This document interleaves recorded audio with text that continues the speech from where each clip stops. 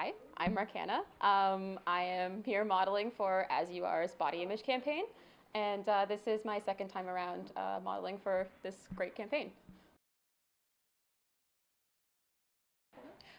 Right now, I think it would be considered part-time. I do have an agency affiliated with my name. I'm with Orange Model Management. So I do kind of try to do this. I'm trying full-time. I'd like this to be like my dream job, right? My career. My goal is to be overseas modeling, hopefully somewhere warm and pretty. My mom was a dance teacher, so right when I first started, like pretty much when I was 2, I was in front of a mirror. I was always dancing and smiling, and my dad was always taking photos. And I really liked the ending part when like we got to do the rehearsal, and we end up on stage, and we got to take photos of all of our like costumes at the end, right? So I would always be posing for that, and I ended up when I was 13, I thought I should try to get some courses and ended up finding out that there's scam agencies. Unfortunately, people like to take advantage of others who have dreams. So I ended up having to kind of rekindle my own spirit and like go out and find my drive again. And I wasn't able to do that until I moved out around like 17. So now here I am.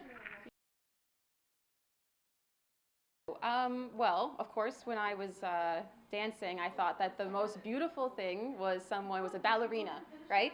And I found out that ballerinas come in all different shapes and sizes, but for some reason, the most pretty ones for people were the very slender girls that had like somewhat of a figure. And I found out the hard way that I was not one of those girls. I ended up being very bony when I grew up. And I always looked at the media and the women around me that would come to my mom's dance studio.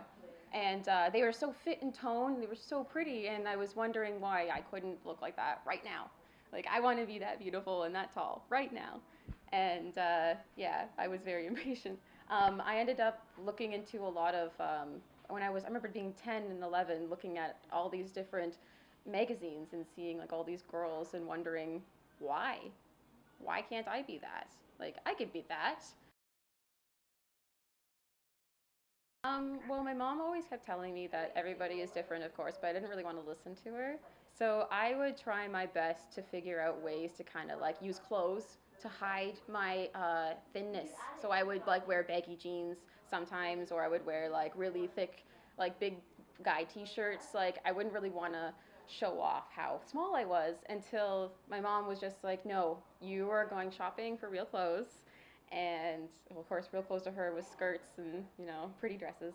So we did that, and she made me feel a little bit better about myself. And she kept telling me like, there's no point in hiding who you are. There's never any point in hiding that, because like you should love yourself no matter what. Like, no matter what anyone tells you.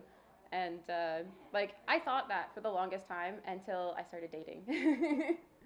Guys really put a damper on a lot of things, depending.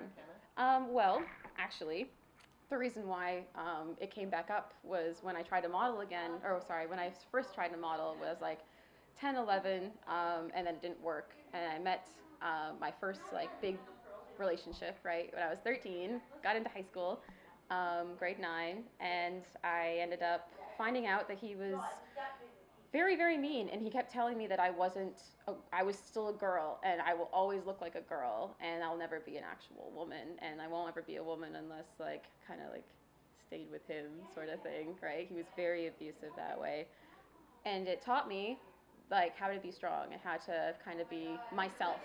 So there's been a lot of trial in my life, of course, trying to figure out who I am. And but no, he was one of the big problems too, where he kind of told me like, you're never going to have you're never going to have a body the way that you want unless you put money into it and get plastic surgery. And then he kept trying to push that on me, plastic surgery. And he said that he would pay for it, and I told him no, it's not me. And of course I was like 13, 14 at the time, right? I just kept saying no. And he was just like, well, that's the only way. And he made me feel very bad about myself, but I got through it. I got rid of him. I can see how it. Well, not now. I've learned that men have very fickle minds, and they will only want a certain thing for the time being.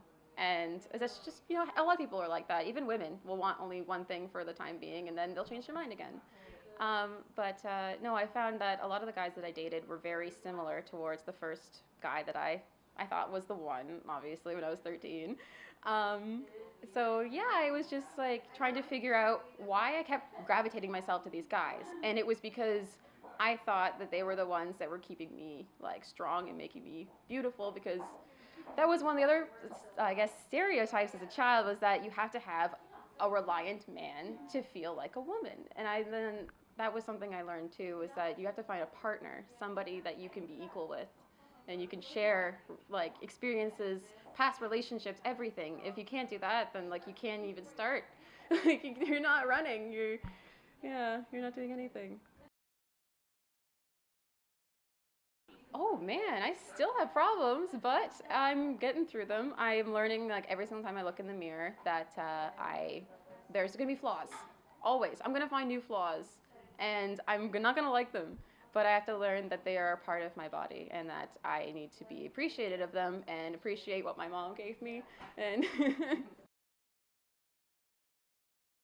I feel that I don't know, being an A cup kind of was a flaw, right? A lot of um, relationships did kind of falter on that. They were just like, "Oh, you're flat chested."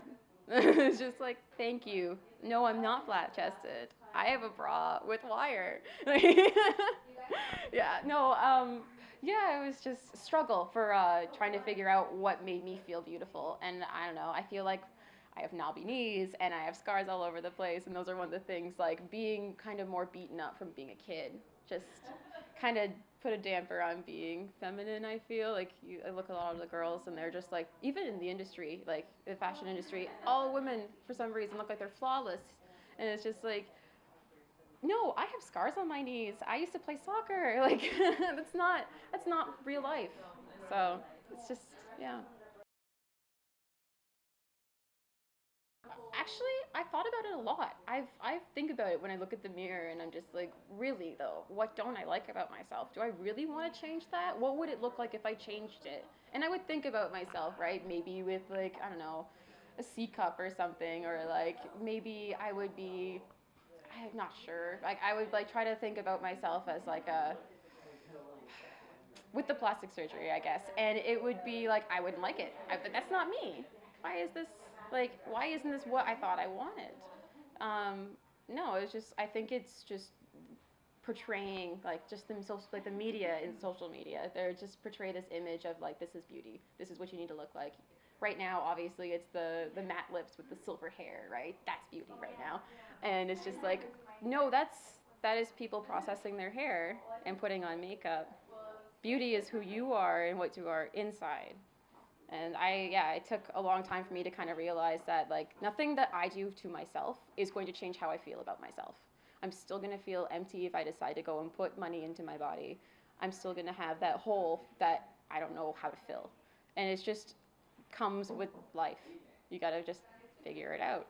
Sometimes it won't be what you think it is. Sometimes you won't think it's because of the media, or you think it's some sort of like insecurity from like childhood. You'll figure it out that it was something super tiny, and you're just gonna laugh it off and be like, wow, why was I even like that in the first place? So that's like kind of where I am right now, is just like remembering how I used to be and just laughing about it, and just kind of like growing and progressing and just taking life like a day at a time.